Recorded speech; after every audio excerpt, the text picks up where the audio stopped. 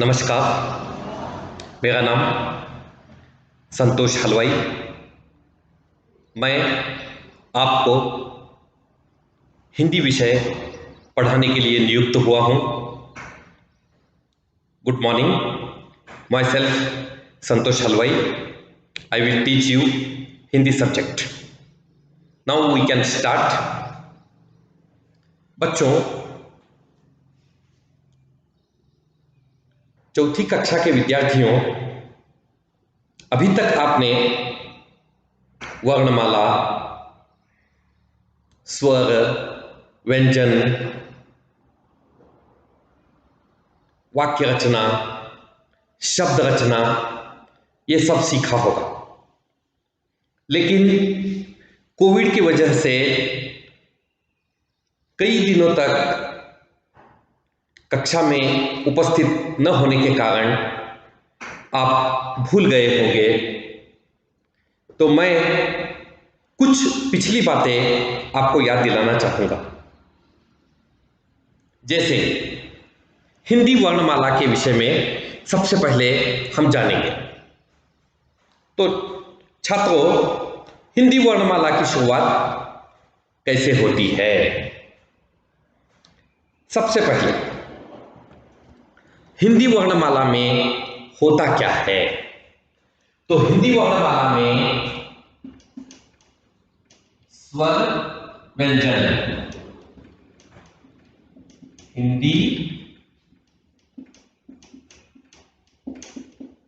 हिंदी वर्णमाला, इसमें सर्वप्रथम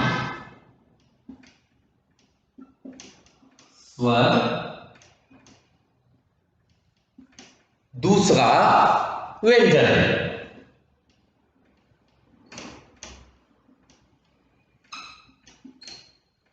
अब आप सोचेंगे कि स्वर यानी क्या?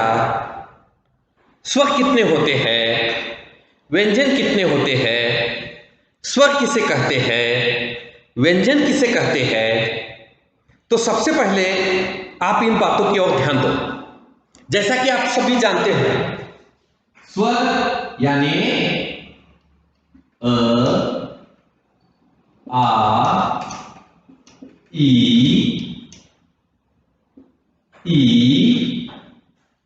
ऊ, इसी प्रकार ये सभी स्वरों में आते हैं। और इसके साथ साथ व्यंजन क्या है? तो व्यंजन में क, ख, ग, घ ऐसे व्यंजन आते हैं और इन्हीं के आधार पर शब्दों की रचना होती है।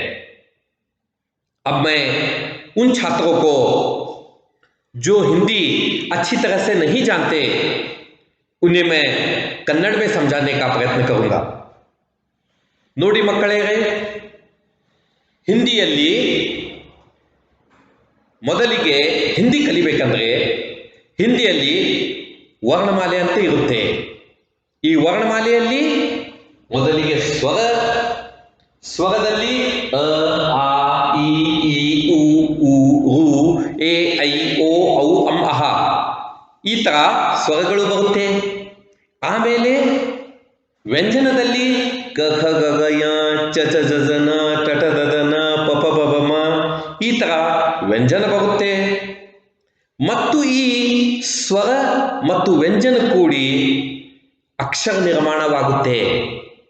ಮತ್ತು ಈ ಅಕ್ಷರದಿಂದ ಶಬ್ದಗಳು ನಿರ್ಮಾಣ, ಈ ಅಕ್ಷರದಿಂದ ಎಲ್ಲ ಅಕ್ಷರದಿಂದ ಶಬ್ದಗಳು ನಿರ್ಮಾಣವಾಗುತ್ತೆ. ಮತ್ತು ಇದೇ ಶಬ್ದದಿಂದ ವಾಕ್ಯವನ್ನು ನಿರ್ಮಾಣ ಮಾಡುತ್ತೆ.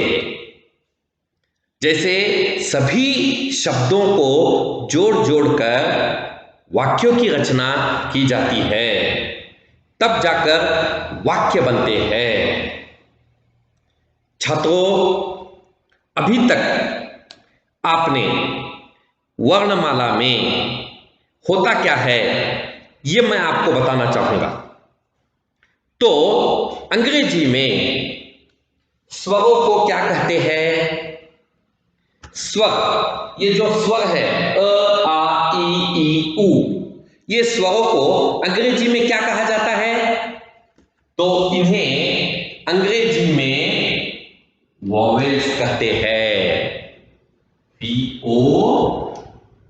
VOWEL, vowel. और व्यंजनों को क्या कहा जाता है? कंसोनेंट्स।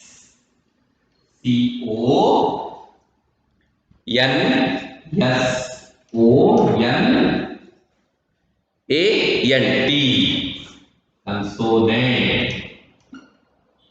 तो यहां पर स्वर और व्यंजन के मिलाप से शब्दों का निर्माण करना। और ये शब्द कैसे निर्माण होते हैं? तो शब्दों में, हिंदी में शब्दों के प्रकार है। तो शब्दों के भी अलग अलग प्रकार है, लेकिन उससे पहले हम क्या करेंगे?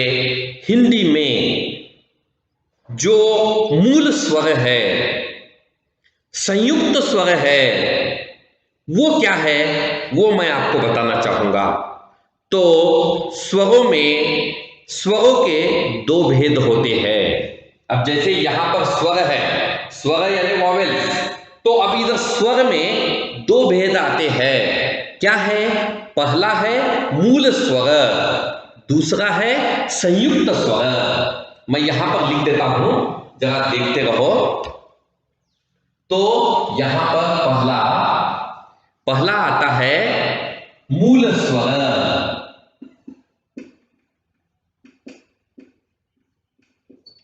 मूल स्वर, और मूल स्वर में क्या आएंगे फिर? मूल स्वर में आएगा आ ई उ ए ऐ। आ ई उ। फिर उसके बाद में आता है ए और ओ, ए और ओ। तो ये सब क्या हो गया? मूल स्वर हो गए। अब संयुक्त स्वर कौन कौन से हैं? तो संयुक्त स्वर,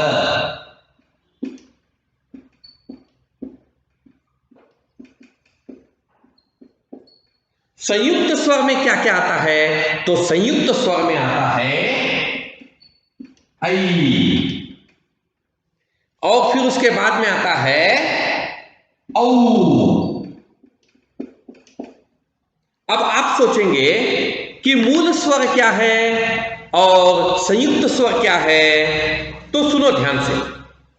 तो यहां पर मूल स्वर अ आ ई उ ए ओ, ये मूल स्वर है। और संयुक्त स्वर में केवल दो है, एक है ऐ और एक है औ। अब सबसे पहले मूल स्वर का मतलब क्या है? मूल यानी बेसिक, बेसिक जो फाउंडेशन है, जो फाउंडेशन है वो मूल है, वो बेसिक है। ಯಾವುದು ಮೇನ್ ಇರ್ತದಲ್ಲ ಬೇಸಿಕ್ ಮೂಲ, ಅದು ಮೂಲ ಸ್ವರ, ಫೌಂಡೇಶನ್. ಅದು ಯಾವುದಾದವ ಅಂದ್ರೆ ಅ ಆ ಈ उ ए ऐ, ए ओ, नॉट ऐ। ये मूल स्वर क्या करते हैं? तो इन मूल स्वरों में कोई दूसरा अक्षर समाहित नहीं है, यानी इसमें दो अक्षर नहीं आए हैं, इसीलिए ये मूल अक्षर है, ये फाउंडेशन है, ये अपने आप में एक स्तंभ है। और संयुक्त स्वरों में ऐ और औ, संयुक्त मीन्स क्या? दो अलग अलग स्वरों को जोड़ना, दो अलग अलग स्वर को जोड़ने वाला संयुक्त स्वर कहलाता है। तो संयुक्त स्वरों में ए और औ को क्यों रखा गया है? क्योंकि ऐ और औ को क्यों रखा गया है? तो यहां पर ऐ में, इधर देखो गौर से, यहां पर ऐ, ये जो ऐ लिखा है, ये ऐ में क्या आता है? तो यहां पर अ प्लस ए, देखिए अ प्लस ए इज इक्वल टू आई। यहां पर यह संयुक्त अक्षर क्यों कहलाता है? तो यह संयुक्त अक्षर इसलिए कहलाता है क्योंकि इसमें अ प्लस ए इज इक्वल टू आई, यानी यहां पर दो अक्षर आए हैं, इसीलिए यह संयुक्त स्वर बन गया। तो संयुक्त स्वर में और एक है औ, औ है। तो यह औ कैसे आता है? तो यह औ में अ, अब जो ये औ है तो यह औ में क्या होता है? औ, औ में अ प्लस ओ, ध्यान से सुनो, अ प्लस ओ इज इक्वल टू औ, अ प्लस ओ इज इक्वल टू औ। यानी यहां पर हुआ क्या कि इधर अ एक अक्षर, ओ एक अक्षर, अ और ओ ये दोनों अक्षरों को मिलकर बन गया औ। तो ये औ क्या कहलाया? संयुक्त स्वर कहलाया। तो हिंदी में मूल स्वर, संयुक्त स्वर, ये दो यहां पर आपको देखने मिले। अब इसके अलावा यहां पर मूल स्वर में, अब मूल स्वर क्या है? मूल स्वर है अ आ ई उ ए ओ, ये मूल स्वर है। इन मूल स्वरों में भी और तीन प्रकार है। देखिए, ಸರಿಯಾಗಿ ನೆನಪಿಟ್ಕೋರಿ ಎಲ್ಲರೂ. ನಾವು ಮೊದಲು ಏನು ಎಕ್ಸ್ಪ್ಲೇನ್ ಮಾಡಿದ್ದೀವಿ? ಸ್ವರ ಮತ್ತು ವ್ಯಂಜನಗಳು.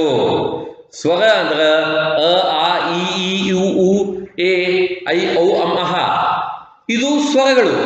ಆಮೇಲೆ ವ್ಯಂಜನಗಳು ಕ ಖ ಗ ಘ ನ ಚ ಛ ಜ ಝ ನ. ಆಮೇಲೆ ನಾವು ಏನು ತಿಳ್ಕೊಂಡಿವಿ? ಆಮೇಲೆ ನಾವು ಮೂಲ ಸ್ವರ, ಸಂಯುಕ್ತ ಸ್ವರ. ಈಗ ಈ ಮೂಲ ಸ್ವರದಲ್ಲಿ ಮತ್ತೆ ಮೂರು प्रकार बರುತ್ತೆ।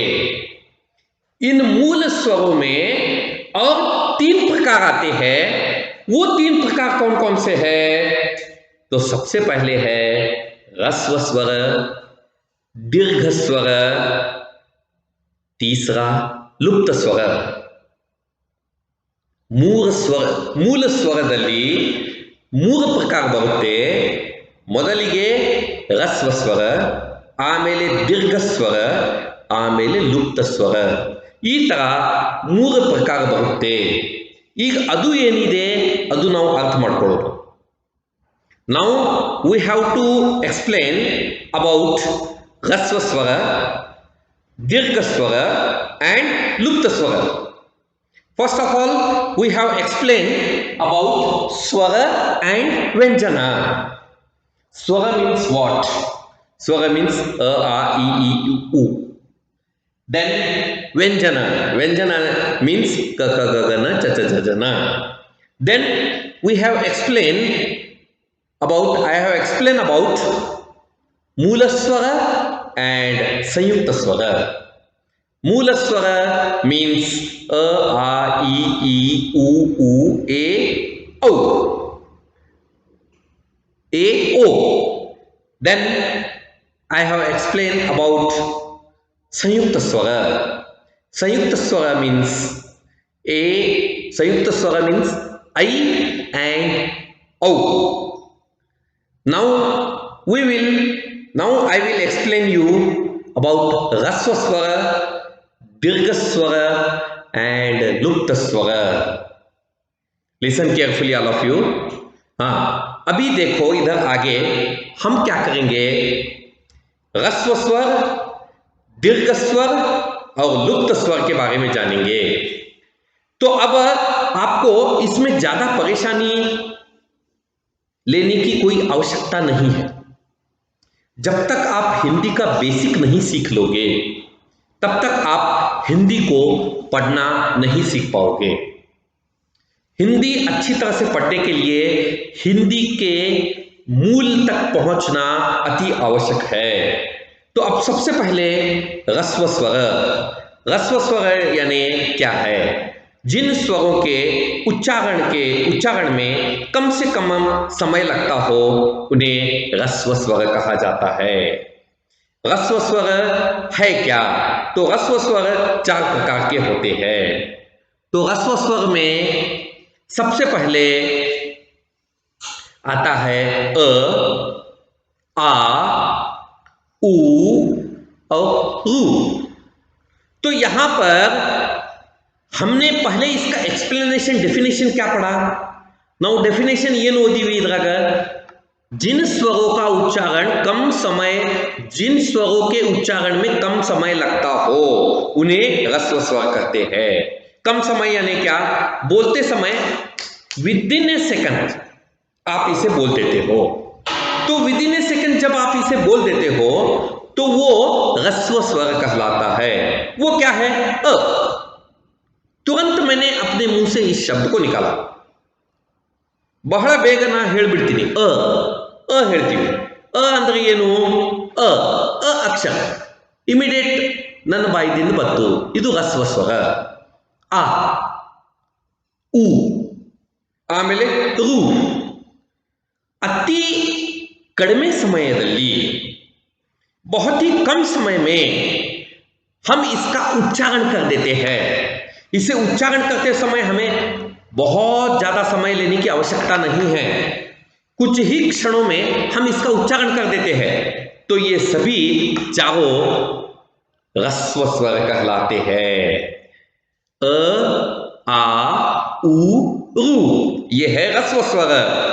फिर इसमें रू की मात्रा के रूप में लगाई जाती है तथा उच्चारण री की तरह होता है। ये रू बोलते वक्त आपको सिर्फ एक ही अक्षर का प्रयोग करना है, रू, बस।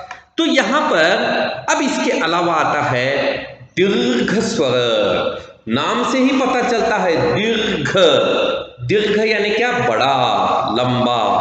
तो दीर्घ स्वर में क्या है? तो दीर्घ स्वर में वे स्वर जिनके उच्चारण में ह्रस्व स्वर से दोगुना समय लगता है। दोगुना समय यानी डबल टाइम, थोड़ा ज्यादा लेता है। ಈಗ ದೀರ್ಘ ಸ್ವರದಲ್ಲಿ ನಾವು ಹೇಳುವಾಗ ಸಮಯ ಸ್ವಲ್ಪ ಹೆಚ್ಚಿಗೆ ತಗೋತೀವಿ। ನಾವು ಹೆಚ್ಚಿಗೆ ಏನು ಸಮಯ ತಗೋತೀವಲ್ಲ ಅದಕ್ಕೆ ನಾವು ದೀರ್ಘ ಸ್ವರ ಅಂತೀವಿ। ಈಗ दीर्घ स्वरದಲ್ಲಿ ಏನಿದೆ? तो वे स्वर जिनके उच्चारण में ह्रस्व स्वर से दोगुना समय लगता है वे दीर्घ स्वर कहलाते हैं। सरल शब्दों में स्वरों के उच्चारण में अधिक समय लगता है उन्हें दीर्घ स्वर कहते हैं। दीर्घ स्वर है क्या?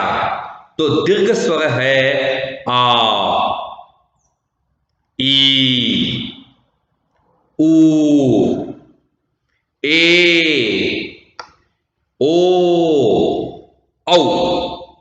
ये दीर्घ स्वर कहलाते हैं। फिर से सुनिए, आ, ई, ऊ, ए, ऐ, ओ, औ।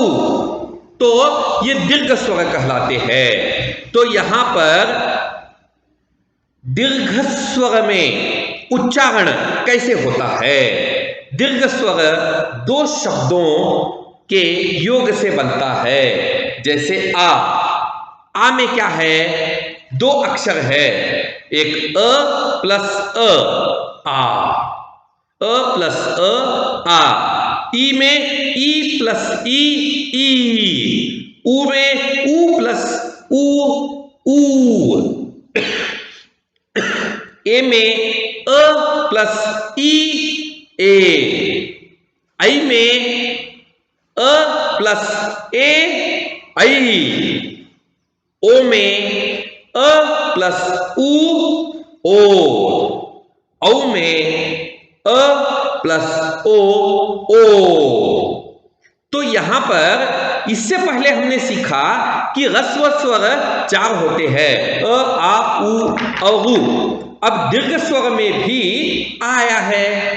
अब आपके मन में कंफ्यूजन होगा कि सर अभी आपने कहा कि यहां पर ह्रस्व स्वर में आ है जिसमें कम समय लगता है, और यहां पर और एक आ जो दीर्घ स्वर में आया है।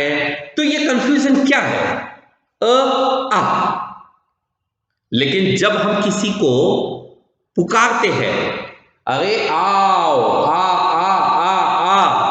तो तब हम एक अक्षर का कई बार इस्तेमाल करते हैं। जब एक अक्षर का कई बार इस्तेमाल करते हैं तो वो दीर्घ स्वर में चला जाता है। तो इसीलिए यहां ह्रस्व स्वर में भी आया है और दीर्घ स्वर में भी आया है। इसीलिए कंफ्यूजन आपके दिमाग में है तो उसे हटा दो। फिर इसके बाद में आता है लुप्त स्वर। अब लुप्त स्वर यानी क्या? लुप्त यानी गायब हो जाना। अब गायब होने वाला अक्षर कौन सा है? तो वो कौन सा स्वर है जो गायब हो जाता है? तो सरल शब्दों में जिस स्वर के उच्चारण में तिगुना समय लगे उसे लुप्त स्वर कहते हैं। तो जब आप कुछ बोल रहे हो, बोलते वक्त आप समय बहुत ज्यादा ले रहे हो, वो लुप्त स्वर कहलाता है। तो लुप्त स्वर है क्या? तो लुप्त स्वर में ओम।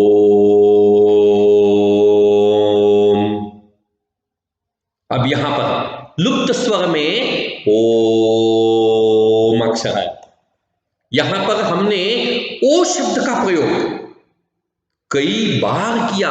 ओ अक्षर का प्रयोग, ओ अक्षर का प्रयोग हमने खींच कर किया, तो इसमें समय भी बहुत ज्यादा लगा।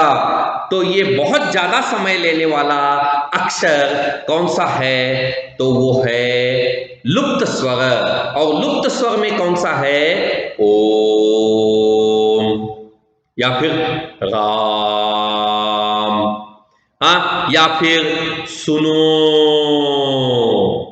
यहां पर बोलते समय आप किसी एक अक्षर पर अटक जाते हो।